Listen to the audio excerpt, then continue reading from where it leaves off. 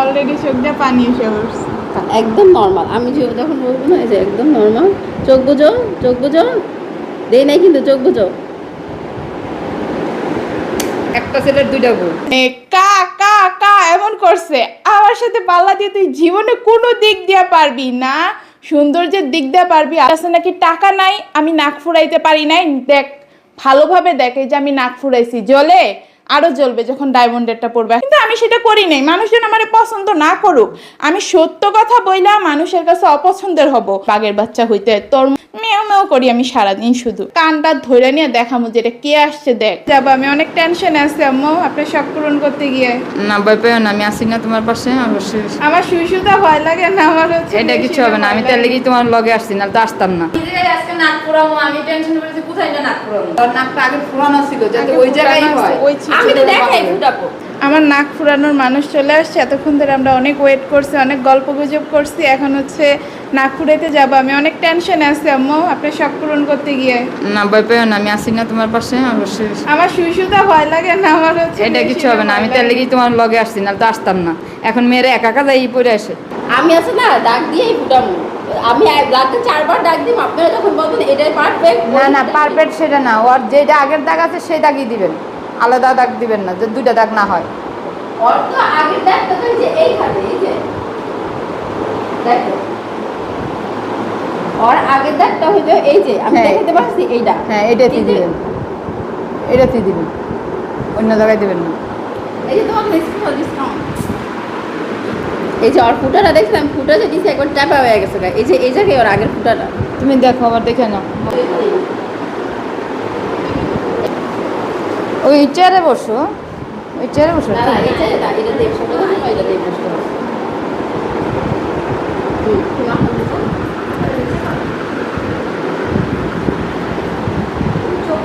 এই যে উপরে দিকে টান আছে না, উপরে দিকে টান না। আর একটা নিঃশ্বাস একটু নর্মাল, তোমার আমি স্প্রে দিয়ে তুমি তো ব্যথা পাবে না। ভয় একটু তো লাগছে। হালকা একটু ভয় লাগবে, তুমি চোখ বুজে থাকো। যে আন্টি তো আছেই সাথে। অলরেডি চোখ দিয়ে পানি এসে পড়ছে। একদম নর্মাল। আমি যখন বলবো না এই যে একদম নর্মাল, চোখ বুঝো, চোখ বুঝো, দেই নাই কিন্তু চোখ বুঝো। গাইস আজকে আপনার আমার স্বপ্ন পূরণ হলো, 5 বছর পরে স্বপ্ন পূরণ। ব্যথা পাইছো?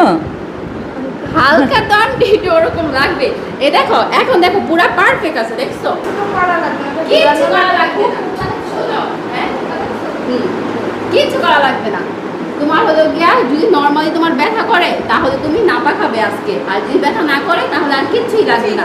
কারণ অ্যান্টিবায়োটিকটা শুধু শুধু খাওয়া ঠিক না। কিচ্ছুই খাওয়া লাগবে না, এটা নাপা খেয়ে নিও, একটু ব্যথা করবে। নাপাও লাগবে না, কারণ অনেকে আবার খুলতে জিজ্ঞেস করে না আপনার নাম্বার কোনটা? গাইস আপু বলতেছে আমার এই তিলগুলো নাকি আমি রিমুভ করে ফেলতে। আমার তিল মানে যেই দেখে সবাই অনেক পছন্দ করে, কারণ সব তিল সিরিয়াল তো। বিউটি স্পট হিসেবে রাখা দেয়। এরকম না, চুলগুলো স্ট্রেট করতে কত লাগবে এটা একটু দেখো। 3000 টাকা লাগবে। কার? তোমার আমার চ্যানেল আছে, নাম কি? Share family fun. আমি 97 সাল থেকে থাকি। ও আমি অনেক আগে। আসসালামু আলাইকুম everyone, welcome back to my another new video.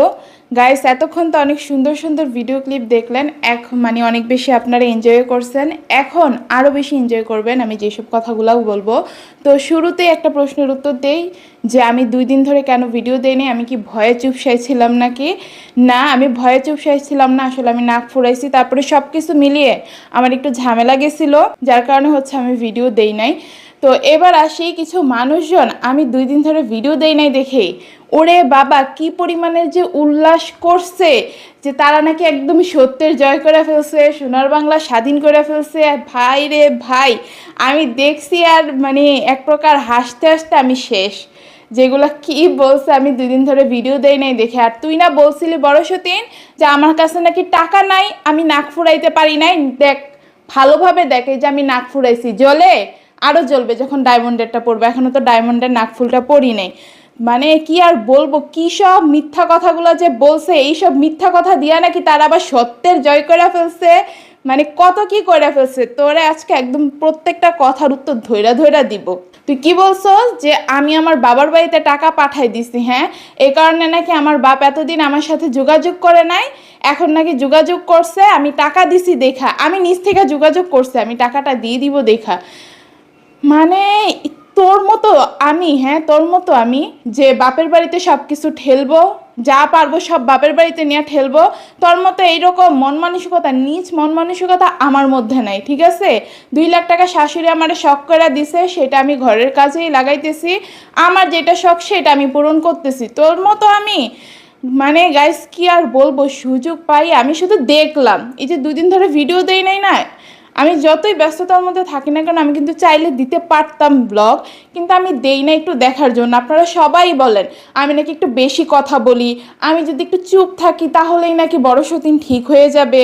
তা আমি ইচ্ছা করে একটু চুপ ছিলাম, বড় সতীনের আসল রূপটা আপনাদেরকে একটু দেখাবো দেখে। তো 2 দিন ধরে এই কারণে বসে বসে শুধু তামাশা দেখছি আমি বড় সতীনের, মানে আমি ভয়ে চুপসাই গেছি। ভাই এইসব ভয়টা আমি পাই না। আর তুই যে সাবস্ক্রাইবারের কথা সবসময় বলস না যে আমাকে মানুষজন অনেক ভালোবাসে, আমি সুন্দর করে কথা বলি, তুই ঘোড়ার ডিমও সুন্দর করে কথা বলতে পারস না। তুই মানে গাইস আমার সাথে পাল্লা দিয়ে হচ্ছে ও গান গাইতে গেছিল, গান যে গাইছে মানে কা কা কা এমন করছে, আমার সাথে পাল্লা দিয়ে তুই জীবনে কোনো দিক দিয়ে পারবি না, সৌন্দর্যের দিক দিয়ে পারবি আলহামদুলিল্লাহ আলহামদুলিল্লাহ আল্লাহ আমারে যা দিছে, না গান গায়া কখনো পারবি, কোনো দিক দিয়ে তুই কোনোভাবেই আমার সাথে পারবি না।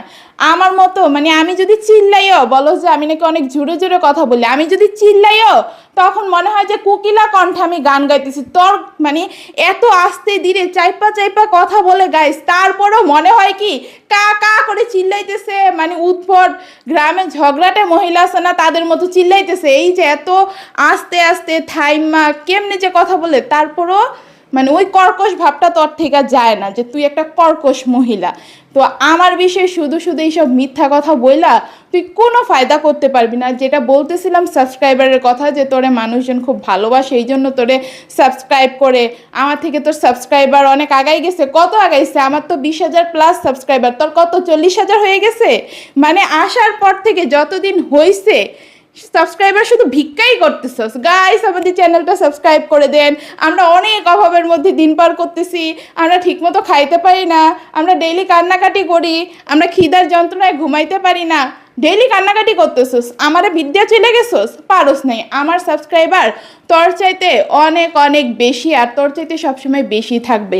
তোরে যদি 5 জন সাবস্ক্রাইব করে, আমারে করে 50 জন সাবস্ক্রাইব। আর যেগুলো আনসাবস্ক্রাইব করো, তোর ওই যে নাটক কামার্কা কথাগুলো শুই না, মনে কর যে ওইদিকে 2 জন যদি আমার আনসাবস্ক্রাইব করে, আরও 20টা আমার সাবস্ক্রাইবার চলে আসে। তো আমার সাথে তুই তুলনা দিস না, মানুষজন আমারই বেশি পছন্দ করে, কারণ আমি হচ্ছি সাহসী একটা মেয়ে, কোনো দিন কোনো কিছুতে ভয় পাই না, আর সব সময় সত্যের পথে থাকি। এই কারণে মানুষজন আমারে বেশি পছন্দ করে, আর মানুষজন এই ধরনের মানুষকে পছন্দ করে। তোর মতো এইসব মানে কি বলবো, একটা ওয়ার্ড আইসা পড়ছে, ভেবলি মার্কা মাইয়াবেন মানুষজন পছন্দ করে না। ভেবলি মার্কা কি? মানুষের সামনে দেখাস যে ইনোসেন্ট, আসলে যে তোরা কি ভিতরে ভিতরে এটা তুই খুব ভালোভাবেই জানোস। তারপরে আমি ওর প্রত্যেকটা কথা শুধু শুই না গেছি যে ও কি কি বলছে। শাশুড়ি মারে নিয়ে বলছে আরেকটা কথা, যেটা না বললেন আপনারা বলেন বড় সতীন কথা বলতেই পারে না, অনেক ধৈর্যশীল মেয়ে, ও কিচ্ছু বলে না, ওর বিরুদ্ধে আমরা সব কিছু সবসময় শুধু বানায় বানায় বলি। তো প্রমাণগুলো আজকে সবগুলো একদম হাতে নাতে আপনাদের হাতে ধরে দিয়ে যাবো, যারা হচ্ছে বড় সতীনের নামে সব সময় হচ্ছে অনেক বেশি সুনাম করেন, প্রশংসা করেন, পক্ষপাতিত্ব করেন। ও বলছে কি শাশুড়ি মা ছেলে হচ্ছে ভার্সিটির থেকে আসছে, এখন মা বাসায় আছে, মা বাসায় থাকলে স্বাভাবিকভাবে ছেলের প্রতি তার একটা মায়া আছে না। আমার শাশুড়ি মা তার লাস্ট ভিডিও যেটাই চ্যানেলে ছিল সেখানেও কান্না করে গেছে ছেলের কথা বইলা। তো তার ছেলের প্রতি কি পরিমাণের ভালোবাসা, এমনকি বড় সদিনে কিন্তু বলছে কালকের ওর ব্লগটাতে, সরি কালকে না আজকে সকালে যে ব্লগটা দিছে সেখানেই কিন্তু বলছে যে আমার জামাইও শাশুড়িরা ভালোবাসে, শাশুড়িও জামাইরা ভালোবাসে। আর জামাইয়ের মুখে তো সব সময় লেগে থাকে যে আমার মা আমারে অনেক বেশি ভালোবাসে, আমার মা আমারে ফালাই দিয়ে থাকতে পারবে না, আমার মা আমার সাথে এরকম রাগারাগি করে শুধুমাত্র বড় বউয়ের কারণে। তো তাদের মুখের কথাই যে আমার শাশুড়ি মা তার জীবনের চাইতেও তার ছেলেরা অনেক বেশি ভালোবাসে। তো ছেলের সাথে ঝামেলা চলতেছে ঠিক আছে, এটা কি সে মিটমাট করতে চাইবে না? ওদের মতো দরজা আটকায় বসে থাকবে? ঝামেলা মিটমাট করার বদলে ঝামেলারও বাড়াই দিবে? আমার শাশুড়ি তো অমন না, ছেলের সাথে গেছে মিলমিশ করতে, ছেলে আসছে ভার্সিটি থেকে, গরমের মধ্যে ছেলের নিয়ে একটু শরবত দিছে যে নাও সাকিব এটা তুমি খাও। মানে শরবত খাওয়াইছে কেন বড় সতীন, কি পরিমাণের খারাপ। বলে কি ওইটার মধ্যে নাকি কোনো জাদু টোনা করে রাখছে আমার শাশুড়ি। এই তোর মার মতো রে, যে নিজের সন্তানরা হচ্ছে মানে জাদু টোনা করবে, জীবনে দেখছস কাউরে যে নিজের সন্তানের উপরে নিজের জাদু টোনা করে, কোনো কিছু নিজের মন মতো না হলে পানি পড়া শরবত পড়া আইনা খাওয়ায়। মানে আজকে একদম তুই প্রমাণ দিয়ে গেছিস ওই দিন ব্লগে এই কথাটা বইলা, যে তুই জামাইরে হচ্ছে কালো জাদু কইরা তোর হাতে বশ কইরা রাখছস, নাইলে তোর মুখ দিয়ে এই কথা আসতো না।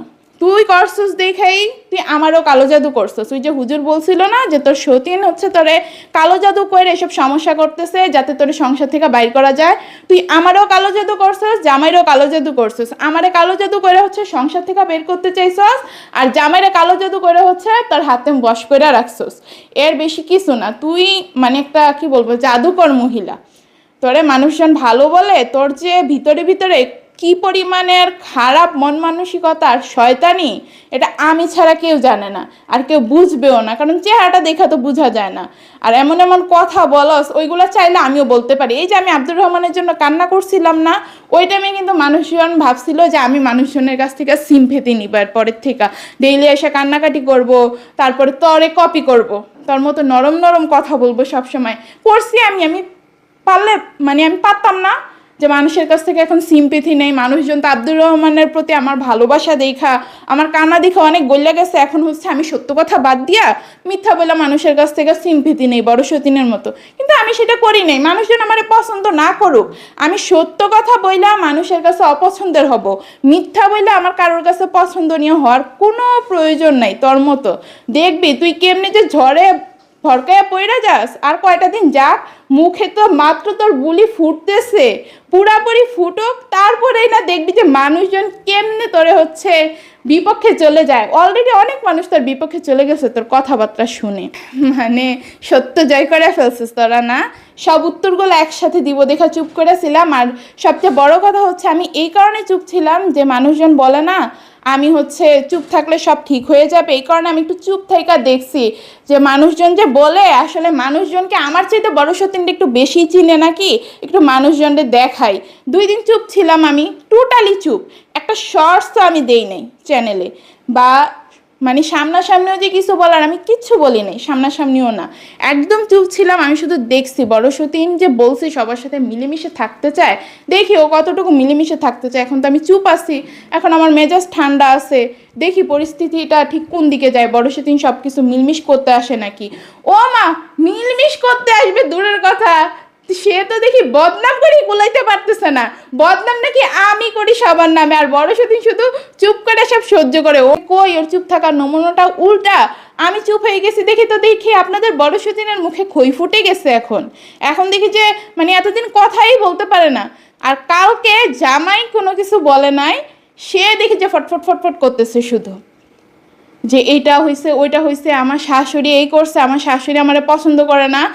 তো আরেকটা জিনিস আপনারা আমারে দোষ দেন যে আমার কারণে নাকি শাশুড়ি হচ্ছে বড় সতীনটা দেখতে পারে না, অথচ বড় সতীন আজকে সকালেই যে ব্লগটা চ্যানেলে আপলোড করছে ওর চ্যানেলে, সেইখানে বড় সতীন নিজেই বলছে যে আমার হচ্ছে আমি জামাইরে নিয়ে বিয়ের পর যখন নতুন ছিলাম খুলনা গেছিলাম, আমার আম্মুরে দেখতে অসুস্থ ছিল, তো ওই টাইমে আমার শাশুড়ির মনে ভয় ঢুকছে যে আমি তার ছেলেরে তার কাছ থেকে কায়রা নিয়ে যাব, খুলনা একেবারে চলে যাব, খুলনা থেকে আর আসবো না, তারে আর তার ছেলের সাথে যোগাযোগ করতে দিব না। তো তোর মধ্যে তো আগে থেকে এইসব খারাপ জিনিস ছিল, আমি তো আসছি তোর বিয়ের 2 বছর পরে, আর সেই কাহিনী হচ্ছে তোরে শাশুড়ির মনের মধ্যে যে তোর প্রতি একটা সন্দেহ ঢুকছে, সেটা মানে আমি আসারও অনেক আগে, তোদের বিয়ের পরের কাহিনী। তা আমার এইসব নিয়ে তারা দোষ দেস কেন? তোর জামাই যেমনি দোষ দেয় তুই এমনি বলো যে আমার কারণে নাকি শাশুড়ি তোরে দেখতে পারে না। এখন তো তুই নিজের মুখে স্বীকার করলি যে তোর দোষে শাশুড়ি তোরে দেখতে পারে না, তোর আচার আচরণ আগে থেকে এরকম ছিল, এই জন্য তোরে শাশুড়ি হচ্ছে পছন্দ করতে পারে না। শাশুড়ি তোর আসল রূপটা খুব ভালোভাবে জানে, সাকিব না বুঝলো সাকিবও বুঝবে, কারণ সাকিব এখন বুঝতেছে না। ওই যে বললাম তুই কালো জাদু করে রাখছিস, তুই একটা জাদুকর মহিলা, এই কারণে হচ্ছে সাকিব এখন মনে কর যে জাদুতে থাইকা কিছু বুঝতে পারতেছে না। শাশুড়ি ওরা আগে থেকেই পছন্দ করতে পারে না, ওর আচার আচরণ ভালো না দেখা, আপনাদের সাথে মিষ্টি মিষ্টি কথা বলে দেখা মানে যদি দেখাইতে পারতাম গাইস, আস্তে আস্তে তো দেখতেছেনি, দেখানোর কিছু নেই আর আমার এটা নিয়ে আফসোস করারও কিছু নাই। আপনারা তো অলরেডি বড় সতীনের আসল রূপটা দেখতেছেন, ও যে কি বলতে পারে। আর শুন, তুই বলছিলি না যে সুন্দর কথা বলার জন্য নাকি সুন্দর মনও থাকতে হয়? শোন, সত্য কথা বলার জন্য আমার মতো বুকের পাঠা থাকতে হয়, মানে সাহস থাকতে হয়। তোর মতো মিথ্যা কথা আমি ভাই ও তো ইয়া দিয়া বলতে পারি না, জোর দিয়া বলতে পারি না, আর কখনো বলতে পারবো না আমি মিথ্যা কথা। তা আমার মতো সত্যি কথা বলার জন্য বুকে সাহস থাকতে হয়, বাঘের বাচ্চা হইতে। তোর মেও মেও করি আমি সারাদিন শুধু, আর মানুষের কাছ থেকে সিম্পেথি নিতে চাই। যাই হোক, হাই গাইস, আমি বিড়ালের সাথে বড় সতীনের তুলনা দিলাম? ছি, তো আমারই মনে করেন যে গালে 2টা থাপ্পড় মারা উচিত। বিড়াল কত শান্ত, কত ভালো একটা প্রাণী। যাই হোক গাইস, বিড়াল তোর কাছে আমি মাফ চাই যে তোর তুলনা আমি বড় সতীনের সাথে দিছি। তো যাই হোক, তোরে যে কিসের সাথে তুলনা দিব সেইটাই আমি খুঁজে পাই না। তুই আসছো যে আমার সুন্দর মন, আর যারা সত্যি কথা বলে, যারা সাহসী, তাদের মন সবসময় সুন্দরই থাকে। তোদের মতো পেঁয়াজ গোছ আর শয়তানি দেওয়া ভরা থাকে না। তারপরে আরেকটা কথা, জামাই, আমি যখন কয়েকদিন আগে নিজের ক্ষতিটা করলাম, তখন আমার জামাই পাগল হয়ে গেছে। জামারে কেমনে সুস্থ করবে, কেমনে কি করবে, একদম সে উতলা হয়ে আছে টেনশনে, তোর সাথেই ঠিকভাবে কথা বলতে পারে নাই। মানে ওইটা দেখা তোর এত মাথা নষ্ট হয়েছে যে আমি তো মানে ছোট সতীন আর আমার জামাইয়ের মধ্যে সম্পর্কটা খারাপ করার জন্যই বাপের বাড়িতে 7 মাস ধরে পইরা আসি। এতদিন এত চেষ্টা করলাম 7টা মাস ধরে যে কেমনে খালি ওরে সংসার থেকে বাইর করা যায়, জামাইরে কান পরানিগুলা দিয়া। কিন্তু আমি তো আমার প্ল্যানে আনসাকসেসফুল হয়ে গেলাম। এখন তো দেখি জামাই ওরে ভালোবাসা ফেলতেছে। তখন তুই কি করলি? নিজেই চলে আসস মানে এই সংসারে। 2 দিন তুই ওয়েট করতে পারস নাই যে না আমার সতীন সুস্থ হইলে তারপরে আমি যাবো, আর এখন তোর একটু বেশি সময় দেওয়া লাগবে, আমি এতদিন পরে গেলে আমার একটা ঝামেলা হয়ে যাবে। ওই সব কিছু তুই ভাবস নাই, তুই নিজেই চলে আসছস মনে কর সংসারে। কারণ তোর এটা দেখে তো মাথা ঠিক নাই, জামাইয়ের আমার প্রতি আবার ভালোবাসাটা জেগে উঠতেছে। আয়শা কি করলি, জামাইয়ের যতটুকু আমার প্রতি ভালোবাসা মহব্বত আসছিল, ওই যে 7 মাস আগে যে কাহিনীটা করছিলি, আমি অসুস্থ ছিলাম দেখা জামাইয়ের আমার প্রতি ভালোবাসা আসতেছিল, আস্তে আস্তে বাপের বাড়িতে গিয়া জামাইয়ের কান পরানি দিয়া পুরোটা নষ্ট করে দিছস। এই 7 মাস পরে আইসা তুই সেম কাজটা করলি। আবার তুই বলস যে আমার কথার কারণে নাকি জামাই আমারে ভালোবাসে না, আমার আচরণের কারণে নাকি জামাই আমারে ভালোবাসে না, আমার পক্ষপাতিত্ব করে না, এইটা সেইটা।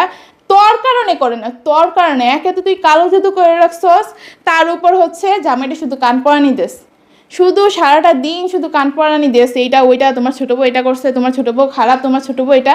তাইলে বেটার আমার প্রতি ভালোবাসা আসবে কেমনি? আর শুরুর দিকের কথা বলস যে শুরুর দিক থেকে আমি তোর জামাইরে জ্বালাইছি, এই কথা তুইও বলছস, রিসেন্টলি বলছস শুরুর থেকে নাকি আমি এই ধরনের কাজকর্ম করে আসতেছি। তো শুরু থেকে আমি তোর কারণে তোর প্রতি মায়া দেখাইছি। তুই হয়তো বা আমার জীবন নষ্ট করতে পারোস, কিন্তু আমি তোর জীবন নষ্ট করব, তোর সংসার নষ্ট করব, এই চিন্তা ভাবনা থেকে এই সংসারে আসি নাই। আমি আসি 2 বান্ধবী একসাথে মিলেমিশে থাকবো, ওই চিন্তা ভাবনা থেকেই। কিন্তু তুই ওটার মর্যাদা রাখতে পারোস নাই। যেহেতু তুই মর্যাদা রাখতে পারোস না, এখন তুই তো তোর ফল অবশ্যই ভোগ করবি। আর কি, জামাইয়ের ভালোবাসা অর্জন করার যেটা বিষয় বলতেছিলাম, আসলে একটা স্বামী কি পছন্দ করে, আপনারা তো ম্যাক্সিমামই বিবাহিত মহিলা যারা আমার ব্লগগুলো দেখেন, খুব কম মানুষই আছে যারা অবিবাহিত। তো একটা হাজব্যান্ড তার ওয়াইফের কাছ থেকে কি চায়, যে তার ওয়াইফ সবসময় তার কাছাকাছি থাকবে, তার সাথে একটু মিষ্টি করে কথা বলবে, সে যা যা পছন্দ করে সেটা তাকে দিবে, এটাই তো পছন্দ করে। সবসময় তার সঙ্গ দিবে, সব কিছুতে ওয়াইফ স্বামীকে সাপোর্ট করবে, যত বিপদ আপদ আসুক, যাই হোক না কেন, সুখ দুঃখের মুহূর্ত সব কিছু 2 জন ভাগাভাগি করে নিবে। তা আমার ক্ষেত্রে কি এটা হয়েছিল বড় সতীন? তুই নিজেই বলিস, আমার ক্ষেত্রে এরকম কিছু হয়েছিল যে জামাইয়ের আমার প্রতি ভালোবাসাটা আসবো? আমি সব সময় তোর কারণে জামাইয়ের কাছ থেকে দূরে দূরে থাকছি যে তুই কষ্ট পাবি। এইদিকে যে আমি জামাইয়ের ভালোবাসা থেকে বঞ্চিত হইতেছি, বা জামাই আমার কাছ থেকে ওই ভালোবাসাটা আশা করতেছে যে না আমার বউ আমার কাছাকাছি থাকুক, আমার বউ আমার একটু সঙ্গ দেখ, এই জিনিসটা জামাই আমার কাছ থেকে চাইতেছে। আমি সেটা বুঝা সত্ত্বেও জামাইয়ের কাছে যাই নাই, কারণ তোর কষ্ট হবে। তুই যখন দেখবি যে জামাই আমরা ভালোবাসতেছে, ওই 4 বছর পরে গিয়ে না সেম কাজটাই হয়েছে। যখন আমি আর কত তোর জন্য স্যাক্রিফাইস করব বল, স্যাক্রিফাইস করেও তো তুই দিনের পর দিন মনে কর যে জামাইয়ের সাথে আমার সম্পর্ক খারাপ করতে চাস। তো সেটার জন্য আমার বাচ্চা যখন বড় হয়ে দেখবে যে বাবার সাথে মায়ের বন্ডিংটা ভালো না, আমার বাচ্চার এটা একটা খারাপ প্রভাব ফেলবে না, তা আস্তে আস্তে আমি সম্পর্কটা ঠিক করার চেষ্টা করি। কিন্তু সেটা তোর সহ্য হয় নাই।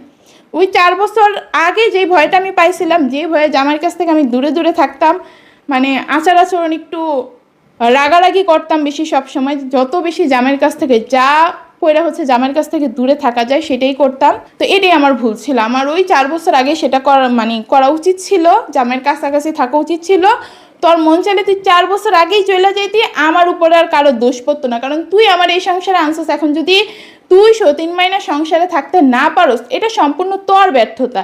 এমনকি এখনো 4 বছর পরেও যে তুই গেছিস, এটা সম্পূর্ণ তোর ব্যর্থতা। সতীন তুই আনছিস, এখন সতীন সতীন জিনিসটা এমন, সতীনের সম্পর্ক হচ্ছে সাপ আর বেজির মতো, কোনোদিনও হচ্ছে তাদের মধ্যে বন্ডিং হয় না। কিন্তু আমি স্রোতের বিপরীতে গিয়ে সেটা করতে চাইছিলাম, দুইজনের মধ্যে সম্পর্ক ভালো করতে চাইছিলাম। এখন একজনের মনের মধ্যে শয়তানি থাকলে তো আর হচ্ছে ভালোভাবে কোনো কিছু ঠিক করা পসিবল না।